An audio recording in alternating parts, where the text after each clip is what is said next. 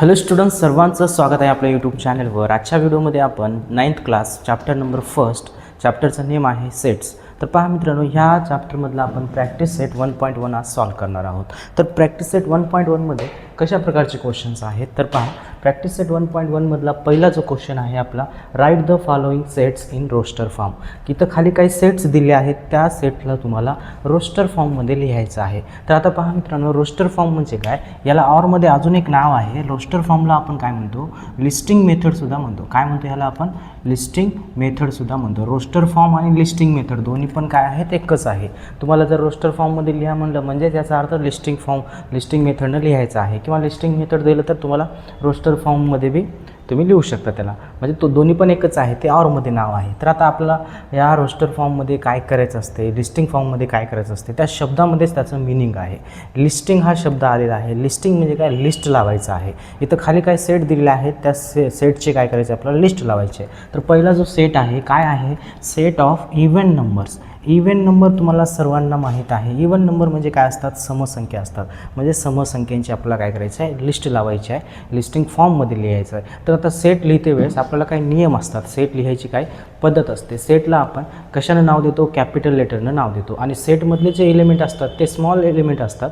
आणि सेट हे कर्ली ब्रॅकेटमध्ये नेहमी काय करायचं असते, लिहायचं असते. आणि प्रत्येक जो एलिमेंट आहे त्याच्यामधलं जो मेंबर आहे ते प्रत्येक मेंबर लिहिल्यानंतर आपल्याला कॉमा द्यायचा आहे. हा असे छोटे छोटे गोष्टी तुम्हाला इथं लिहायचे आहेत. जर थोडं कॉमा वगैरे जर तुम्ही देत नसाल तर तुमचं सर्व तिथं प्रश्न रॉंग केला जाईल. तर पहा, आपण पहिला जो क्वेश्चन आहे ते लिहून घेऊ. काय म्हणलं, सेट ऑफ इव्हन नंबर. तर आपण काय करू, ह्या सेट ऑफ इव्हन नंबरला एक नाव देऊ. आपण काय केलं, समजा मी त्या सेटला ए नाव दिलो आणि इक्वल टू लिहायचं आणि असा कर्ली ब्रॅकेट द्यायचा. हा कर्ली ब्रॅकेट आहे. मग पुस्तकमध्ये बघून घ्या तुम्ही कशा प्रकारे कर्ली ब्रॅकेट आहे. जसं तुम्हाला काढता आलं तसं तुम्ही काढायचं. मग इव्हन नंबर काय, समसंख्या कोणते असतात, 0 असते, 2 असते, 4 असते, 6 असते. असं करत करत करत किती पण असतात. आता थोडे लिहायचं पण पुन्हा डॅश डॅश द्यायचं, म्हणजे खूप सारे तिथं येतात. हा झाला पहिल्या प्रश्नाचं उत्तर.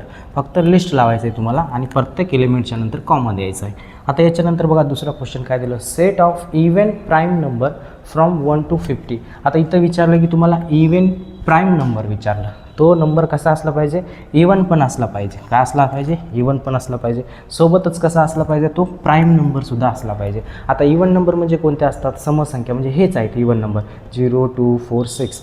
पण प्राईम म्हणजे कोण असतात, प्राईम म्हणजे आपण मूळ संख्या म्हणतो. मूळ संख्या अशा असतात की त्यांना कशानेही डिवाईड होत नाही, ते स्वतःच्याच अंकानं डिवाईड होऊ शकतात, किंवा त्याला 1नं डिवाईड केलं जातं. म्हणजेच मूळ संख्या तुम्हाला सर्व माहीत आहेत. कशा असतात मूळ संख्या, 2 आहे, त्याच्यानंतर 3 आहे, नंतर 5 आहे, 7 आहे, त्याच्यानंतर 11 आहे. हे सर्व 1 ते 100पर्यंत 25 मूळ संख्या असतात. तर आता इथं आपला जो सेट लिहायचा आहे ते कसा लिहायचा आहे, set of even prime number. तो नंबर कसा असला पाहिजे, इव्हन पण असला पाहिजे आणि प्राईम पण असला पाहिजे. आता बघा 11 कसं आहे, इव्हन प्राईम नंबर आहे पण इव्हन आहे का, तो नाही, ऑड नंबर आहे. 7 कसं आहे, ऑड नंबर आहे आणि प्राईम आहे, पण आपल्याला इव्हन विचारलं. हे पण 5 हे प्राईम नंबर आहे, ऑड आहे, इव्हन नाही. 3सुद्धा प्राईम नंबर आहे पण ऑड आहे, तो इव्हन नाही. 2 बघा, 2 हे कसं आहे, प्राईम नंबरसुद्धा आहे आणि ऑड नंबरसुद्धा प्राईम नंबरसुद्धा आहे आणि इव्हन नंबरसुद्धा आहे. 2 ही अशी संख्या आहे की ती समसंख्या पण आहे, मूळ संख्या पण आहे. 2 एकच आहे, लक्षात ठेवायचं आहे तुम्हाला. आता याच्यानंतर विसरायचं नाही. इव्हन प्राईम नंबर काय कोण असते, फक्त 2 असते. म्हणजे ह्याला आपण समजा सेटला बी नाव दिलो आणि कर्ली ब्रॅकेट टाकलो, मध्ये काय येणार, फक्त 2 येणार. 2 हा एकच अंक असा आहे की तो इव्हन पण आहे, प्राईम पण आहे. तर आता आपण पुढचा प्रश्न बघू. आता पुढचा प्रश्न काय विचारलं आहे, सेट ऑफ निगेटिव्ह इंटिजर. आता तुम्हाला इथं निगेटिव्ह इंटिजर विचारलेलं आहे. शब्दाकडे लक्ष द्या तुम्ही, निगेटिव्ह इंटिजर. आता तुम्हाला इंटिजर माहीत असतात. इंटिजर कसे असतात मित्रांनो, इंटिजर हे त्याच्यामध्ये 0 पण असते, त्याच्यामध्ये -1, -2, -3 असतात. नंतर तिकडं +1, +2, नंतर +3 हे संख्या काय असतात, आपल्या इंटिजरमध्ये असतात. इंटिजर म्हणजे असा सेट आहे तो, त्याच्यामध्ये पॉझिटिव्ह संख्या, निगेटिव्ह संख्या विथ 0 हे सर्व संख्याला मिसळून काय होते, इंटिजर बनतात. मग आता इंटिजर आपल्याला लिहायला सांगितलं, पण कोणते इंटिजर लिहायला सांगितलं, निगेटिव्ह इंटिजर. म्हणजे आता आपण ह्या सेटला जर समजा डी नाव दिलो मी, तर आपल्याला याच्यामध्ये कोण लिहायचं आहे, फक्त निगेटिव्ह लिहायचं आहे. तुम्ही असं लिहू शकता, -1, -2, -3, -4 आणि डॅश देऊन टाकायचं, किती पण असू शकतात, ते काय संपत नाही. त्याच्यानंतर बघा खालचा चौथा क्वेश्चन काय, 7 बेसिक साऊंड्स ऑफ अ सरगम म्हणजे सूर. तुम्हाला 7 बेसिक साऊंड्स लिहायचे आहेत, त्याचे सेट लावायचे आहेत.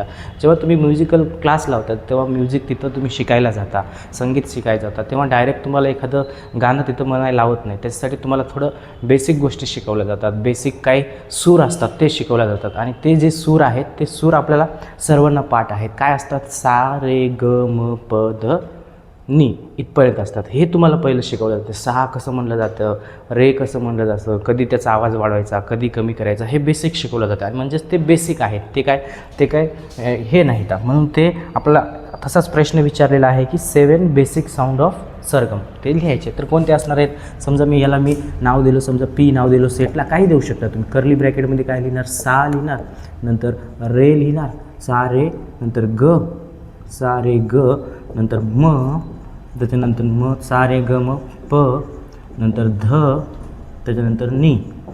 हे काय असणार आहे आपलं, हे बेसिक साऊंड असतात. सा रे ग म प ध नी. सहा येत नाही, सहा आता सुरुवातीला आलेल्याच आहे.